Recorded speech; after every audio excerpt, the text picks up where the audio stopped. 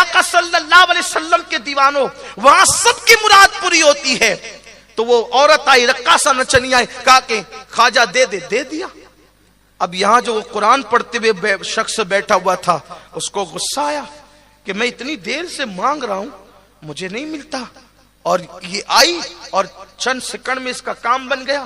قرآن بند کیا، اٹھا کر طاق میں رکھا، دونوں ہاتھ اٹھائے اور غریب نواز کی چوکھٹ پہ مارا، دونوں ہاتھ غریب نواز کی چوکھٹ پہ مارا اور کہنے لگا خواجہ تیرے یہاں انصاف نہیں ہے، خواجہ تیرے یہاں انصاف نہیں ہے۔ ہاتھ مار کے اٹھ کے کھڑا ہوا اور جانے لگا۔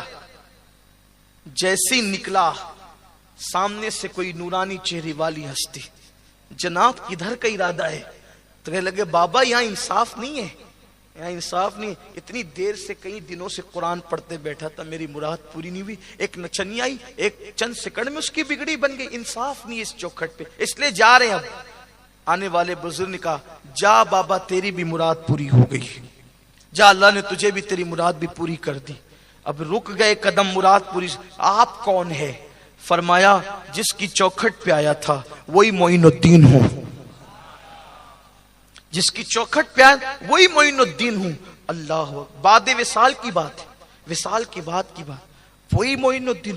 کہا حضور معافی چاہتا ہوں، لیکن بتائیں نا اتنی دیر سے کئی دنوں سے قرآن پڑھتے بیٹھا تھا، مراد کیوں پوری نہیں ہو رہی تھی؟ فرمایا نادان تجھے نہیں پتا، مجھے تیرا قرآن پڑھنا بہت اچھا لگتا ہے، اس لیے میں دیر کر رہا تھا کہ جتنی مراد دیر سے پوری ہوگی اتنی دیر تک تو قرآن پڑھتا رہے گا، لیکن تیرے اندر صبر کہاں تھا؟ اور دیکھ جو تو نے اپنے ہاتھ میری چوکھٹ پہ مارا ہے اس کا اثر کہاں پڑا؟ جب اپنی پشت سے کپڑا ہٹایا تو دیکھا کہ وہ دونوں ہاتھوں کا نشان جو اس نے چوکھٹ پہ مارے تھے وہ غریب نواز کی پشت پر تھا۔ آپ غور فرمائے، عطائے رسول ہند الولی سرکار غریب نواز کی ذات یہ ذات ہے۔ اور یوں بھی ہمارا عقیدہ ہے کہ اللہ کے اولیاء اپنی قبروں میں زندہ ہے۔ بس اپنی بات کو اختتام پر پہنچاتے ہوئے آخری بات عرض کر کے بات پوری کرتا ہوں۔ اگر آج بھی کوئی مدد کے لیے پکارے، کوئی امداد کے لیے پکارے تو غریب نواز اور اولیاء اللہ روحانی طور پر اس کی مدد کے لیے آ سکتے۔